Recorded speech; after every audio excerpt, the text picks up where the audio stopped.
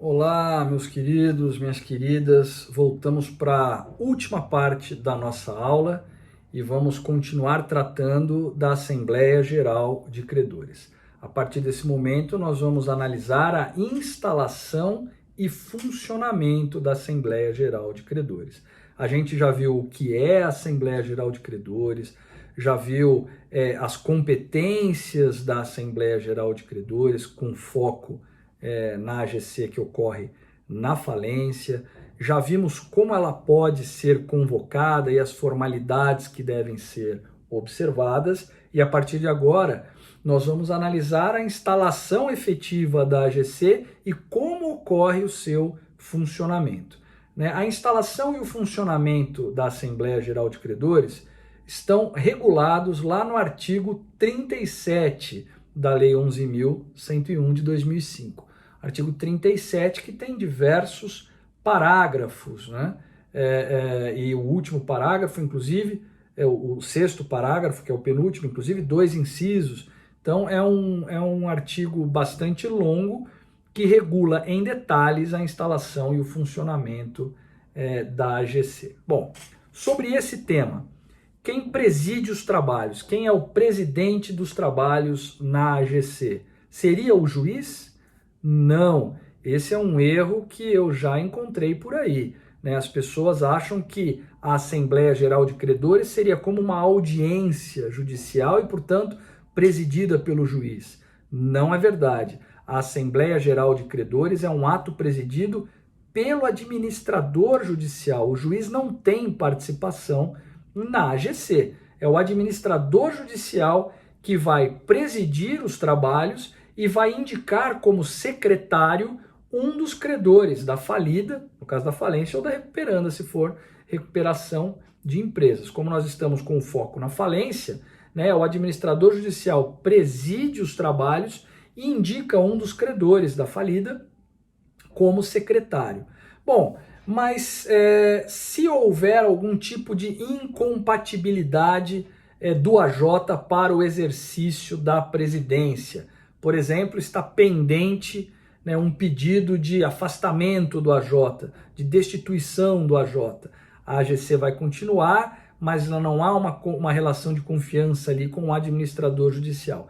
Nessa hipótese, o ato poderá ser presidido pelo maior credor, nos casos em que exista esse tipo de incompatibilidade. Mas isso é uma situação de rara ocorrência. Eu, particularmente, sou juiz titular da primeira vara de falências e recuperações judiciais de São Paulo desde 2011, e mesmo antes disso era juiz de vara civil com competência cumulativa para essa matéria e nunca vi isso acontecer. Então, em tese é possível acontecer, mas em 99,9999% dos casos, quem preside a AGC é o administrador judicial, ok?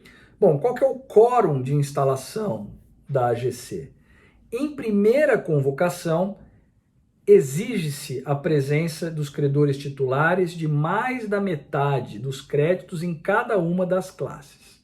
São 4 classes de credores, em cada uma delas mais da metade. Dificilmente isso ocorre na prática. E aí, então, nós vamos para a instalação em segunda convocação, que se dá com qualquer número de credores, ok?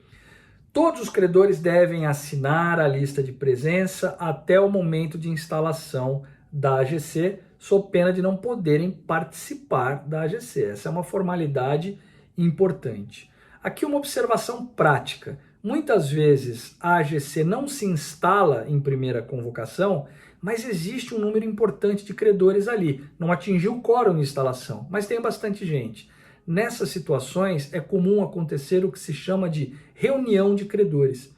Reunião de credores é uma reunião informal, que não tem base na lei, mas que pode até gerar ali algum documento de atuação, de comprometimento de grupos de credores, que ajudam aí a compor os interesses dos credores. Mas essas reuniões de credores não têm previsão legal. Elas acontecem na prática, mas elas não têm previsão legal.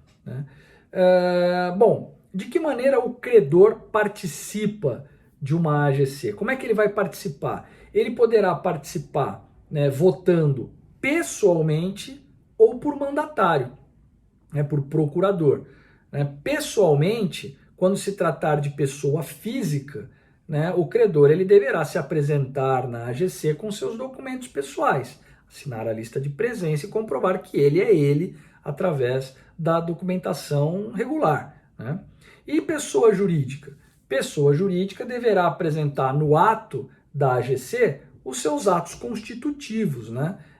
E outros documentos que comprovem o poder de representação do diretor, do administrador da pessoa jurídica, né, daquele que outorgou a quem está lá aquela procuração. Normalmente, quando a pessoa jurídica, vai o advogado, com uma procuração outorgada por alguém que tenha poderes para representar a pessoa jurídica. E toda essa documentação deve ser apresentada lá, para que não haja dúvidas acerca de quem está votando, por quem está votando e de ter poderes para representação da pessoa jurídica, tá? Então, pessoa física e pessoa jurídica, pessoalmente, dessas formas podem ser votadas.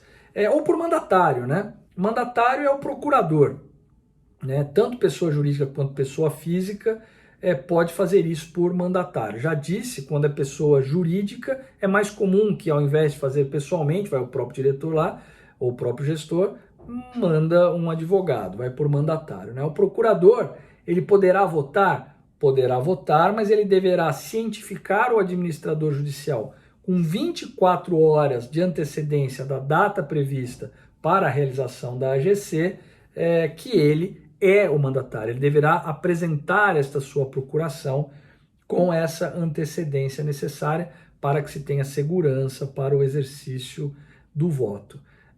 Atualmente, tem ocorrido, até em função da pandemia e das medidas de distanciamento social, Assembleia Geral de Credores virtuais, o que é uma novidade. Não há previsão legal, mas há uma recomendação, né, recomendação 63 do Conselho Nacional de Justiça, que recomenda a realização da AGC virtual caso ela não seja caso não seja possível realizá-la presencialmente, caso haja urgência na realização desse ato. Bom, por fim, o credor trabalhista poderá ser representado também pelo sindicato da categoria. Né? O trabalhista e também o acidentário de acidente de trabalho, ele pode votar pessoalmente, ele pode votar representado por procurador e ele poderá ser também representado pelo sindicato da sua categoria profissional. Né? Nesse caso, o sindicato deverá apresentar uma relação de credores que ele está representando, que ele vai votar por eles, com 10 dias de antecedência em relação à AGC. Tá bom? Agora, e se o credor chegar lá, ou se o administrador, melhor dizendo, na hora de conferir, perceber que o mesmo credor consta em listas diferentes de sindicatos diferentes, ou seja, ele consta em mais de uma lista de sindicatos, né? Como é que faz isso? Né? O próprio credor, né, deverá comunicar ao AJ com 24 horas de antecedência para dizer qual deles vai votar, sob pena de não ser representado por nenhum. Então tem que ter cuidado com esse tipo de situação. O sindicato poderá votar pelo credor trabalhista ou acidentário? Sim, ele deverá constar na lista do sindicato, mas às vezes no afã dos sindicatos quererem exercer esse tipo de representação, faz com que o mesmo credor conste em duas listas. Se isso não for esclarecido com 24 horas de antecedência ao AJ, né, ele não será representado por nenhum. Né? E veja, na ideia de se dar um aumento de representação e participação para o credor trabalhista, isso pode prejudicar a sua participação.